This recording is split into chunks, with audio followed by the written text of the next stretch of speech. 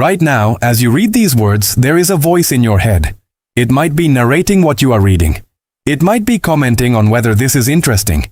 It might be planning what you are going to do after this video ends. It is almost certainly doing something.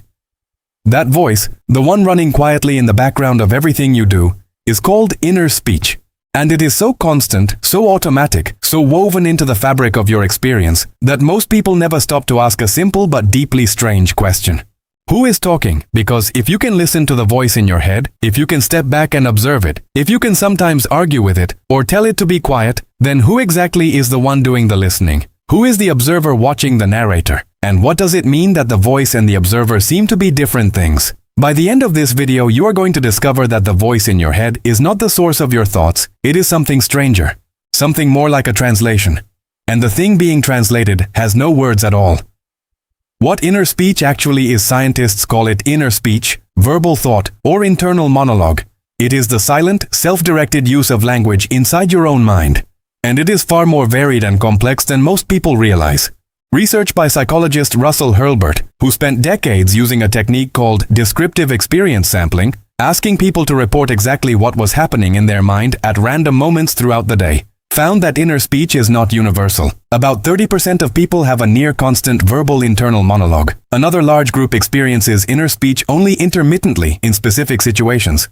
And roughly 5 to 10% of people report having almost no inner speech at all. They think in images, spatial relationships, abstract feelings, or what some describe as wordless knowing. None of these groups is more intelligent than the others. None thinks more deeply. They are simply running different cognitive styles. Different operating systems using different default languages, which immediately raises a question most people find destabilizing. If you remove the words, what would be left? What is actually doing the thinking when the voice goes quiet? The physical evidence. Here is something almost no one knows. When you read silently, your vocal cords move. Not loudly, not perceptibly. But when researchers use sensitive electromyography equipment to measure the electrical activity in the muscles of the throat and tongue during silent reading, those muscles show the same tiny activation patterns they would produce if you were whispering. Your body is mouthing words that no one can hear, including you. Brain imaging tells the same story. When you engage in inner speech, your brain activates Broca's area and Wernicke's area, the primary regions responsible for speech production and language comprehension. These are the same regions that fire when you speak out loud. Your brain does not treat thinking in words and speaking in words as fundamentally different activities. They are the same action, just with the volume turned off. The philosopher Plato wrote that thinking is the soul talking to itself. He meant it metaphorically. Neuroscience suggests he was being almost literally accurate. You are having a conversation. You have simply become so practiced at it that you no longer notice you are doing it. How inner speech develops. Here is where it gets genuinely interesting. Inner speech is not innate. It is a skill you learned by first making it external. Watch a small child playing and you will notice something. They talk out loud constantly. Not to anyone in particular. Just a running commentary on what they are doing. I put the red block here. Now the blue one goes on top. No, that is wrong. There. They are not performing for an audience. They are using external speech to organize their own behavior, regulate their own actions, guide themselves through a task. The Russian psychologist Lev Vygotsky noticed this in the 1930s and called it private speech. He argued that private speech gradually moves inward. The child talks out loud, then they start mumbling, then they start mouthing words silently, and then the speech disappears entirely into thought. The external tool becomes an internal one, which means the voice in your head is not original to you. It is not some deep inner truth. It is a behavior you copied from your environment and then internalized. You learn to think in words by first hearing words. And the voice you think in often sounds like the voices of people who shaped you. Your parents, your teachers, your culture. You did not invent your inner narrator, you absorbed it. When the system breaks down, the clearest evidence for how inner speech works comes from what happens when it stops working properly. In certain forms of schizophrenia, people experience what are called auditory verbal hallucinations. They hear voices speaking to them from outside themselves. This is one of the most distressing and disorienting symptoms in all of psychiatry. And for a long time, its origin was a complete mystery.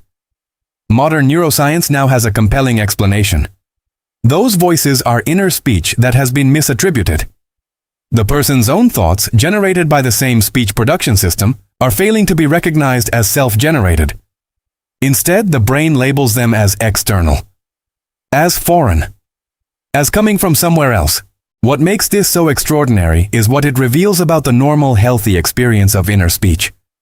For most people, the brain runs a continuous process of authorship tagging. Every internally generated thought or voice receives an invisible stamp. This came from me.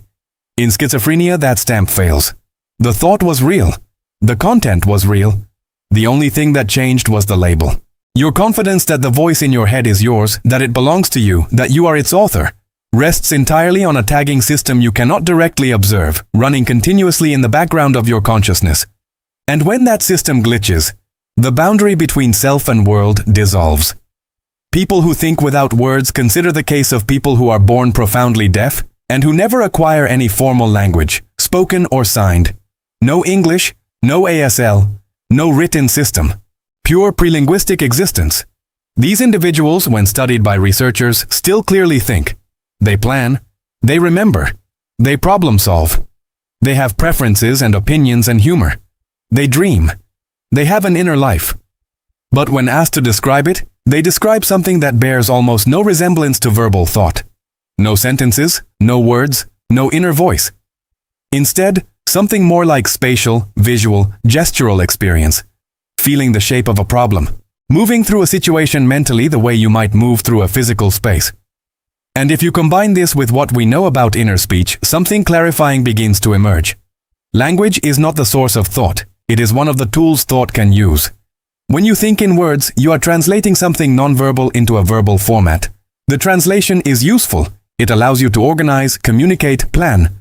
But the thing being translated exists independently of the words. Your thoughts happen before the words. The voice in your head is the announcement of something that already occurred. The observer problem. There is a philosophical puzzle buried in all of this that science has not solved and may never solve. If you can observe your inner voice, if you can step back from it, watch it, analyze it, even criticize it, then who is doing the observing? Mindfulness traditions have been pointing at this for thousands of years. The meditator sits quietly, watches thoughts arise and pass, and notices that they are not identical to their thoughts. There is the thought, and then there is the one watching the thought. And those seem to be different things. Neuroscientists call the structure that seems to do this metacognition, thinking about thinking. The prefrontal cortex is heavily involved. But identifying which part of the brain does the observing does not resolve the philosophical strangeness of having an observer at all. Because if the voice in your head is not you, just a tool you use, then who is the I that uses it? And if that deeper I also has an inner experience that can be observed, then who is observing that? The question seems to dissolve into an infinite regress that the voice itself cannot answer, because any answer the voice gives is itself just more voice. What this all means? Here is what we actually know. The voice in your head is a learned behavior. You acquired it by internalizing the voices and language patterns of the world around you. It is generated by the same neural machinery that produces spoken language, activating the same brain regions, using the same muscles at a microscopic level. It is not always present. It is not universal. A meaningful percentage of the human population thinks primarily without words and reports no fundamental deficit in their experience or intelligence. It can misfire catastrophically, as it does in auditory hallucinations, where the breakdown reveals that what we call the voice in your head is actually a tagged output of the speech production system, tagged as self. And that tag is the only thing keeping the voice inside. And it is not the source of thought. It is downstream of thought. The thinking happens, and then the inner voice articulates it, the same way a news anchor reads a story that someone else already wrote. So the next time you catch the voice in your head narrating your morning, judging your choices, arguing with you about something you said 3 years ago, remember this: that voice is a tool. A remarkably useful, deeply human, profoundly cultural tool. But a tool nonetheless. The you that is listening to it, the awareness that notices the voice, the presence that can choose to follow the thought or let it pass, that part has no words. It never did. And it never needed them.